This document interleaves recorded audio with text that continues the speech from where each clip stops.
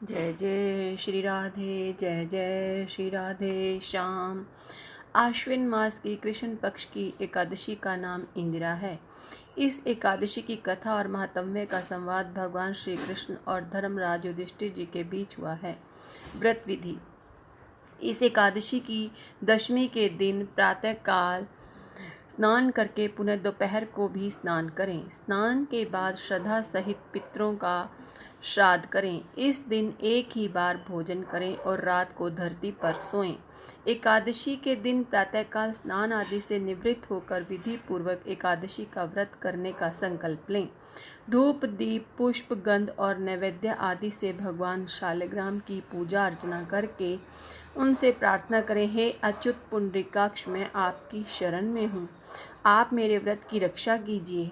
इसके बाद फिर शालिग्राम के आगे विधि पूर्वक पितरों का श्राद्ध करके वेद पाठी, सदाचारी, धर्मनिष्ठ और योग्य ब्राह्मणों को फलाहार भोजन करा के अपनी सामर्थ्य के अनुसार दक्षिणा भी दें। पितरों के श्राद्ध से जो बच जाए उसे सूंघ कर गौ को खिला दें तथा फिर धूप, दीप, पुष्प, गंध और नैवेद्य आदि से शालिग्राम भगवान का पूजन करें। इन कामों से फारिग होकर मौन रहकर भगवत नाम का जप, स्मरण, ध्यान, कीर्तन और सद्ग्रंथों का स्वाध्याय करते रहें। श्री महाराज जी द्वारा रचित एकादशी दर्शन में पृष्ठ संख्या 8 से 14 में दिए गए एकादशी व्रत के नियमों का पूरा पालन करें। यदि नियमों का पालन नहीं होगा तो व्रत का फल भी पूरा न होकर आंशिक ही होगा। कथा। इंदिरा एकादशी के व्रत की कथा सुनाते हुए भगवान श्री कृष्ण युधिष्ठिर जी से कह रहे हैं कि प्राचीन सतयुग में महिष्मती नाम की नगरी में इंद्रसेन नाम का एक प्रतापी राजा राज्य करता था। वह पुत्र, पौत्र, धन, धान्य आदि से पूर्ण और सदैव शत्रुओं का नाश करने वाला था। एक बार देव ऋषि नारद जी ब्रह्मलोक से यमलोक में आए। वहां उन्होंने महिष्मती नगरी के इंद्रसेन नामक धार्मिक और प्रतापी राजा के पिताश्री को बैठे देखा। नारद जी को बड़ा आश्चर्य हुआ, क्योंकि राजा इंद्रसेन के पिता श्री महान ज्ञानी, धर्मात्मा और दानी थे।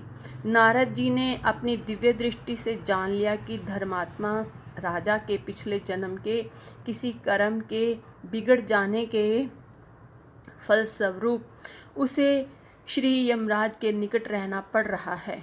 नारद जी को राजा पर दया आई और वे यमपुरी से सीधे महिष्मती के राजा इंद्रसेन के पास आकर कहने लगे, राजन, मैं सीधा तुम्हारे पास यमपुरी से आ रहा हूँ।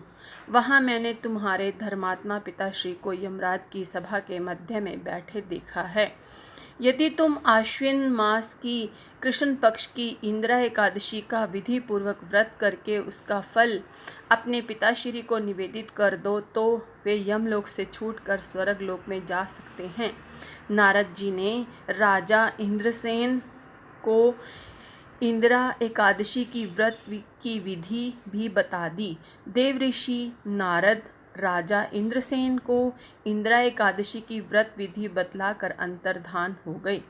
जब राजा ने देवऋषि नारद जी के मुख से ऐसा समाचार सुना तो उसे महान दुख हुआ। राजा ने इंदिरा एकादशी आने पर बंधु बांधवों और सेवकों सहित विधि पूर्वक इंदिरा एकादशी का व्रत किया और द्वादशी के दिन व्रत का फल अपने पिताजी को निवेदित कर दिया। उसी समय आकाश से फूलों की वर्षा हुई। राजा ने जब आकाश की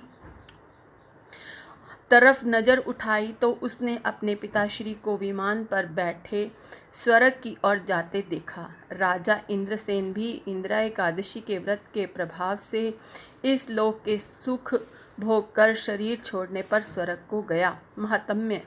इंदिरा एकादशी का विधि पूर्वक व्रत करने से मनुष्य के समस्त पापों का नाश हो जाता है तथा नरक में गए हुए पितरों का उद्धार हो जाता है और उन्हें अधोगति से मुक्ति मिल जाती है। जो प्राणी श्रद्धा भक्ति से इंदिरा एकादशी के व्रत की कथा तथा महात्म्य का श्रवण पाठन करता है उसे वाजपेयी यज्ञ का फल मिलता है। जय जय श्री राधे, जय जय श्री राधे।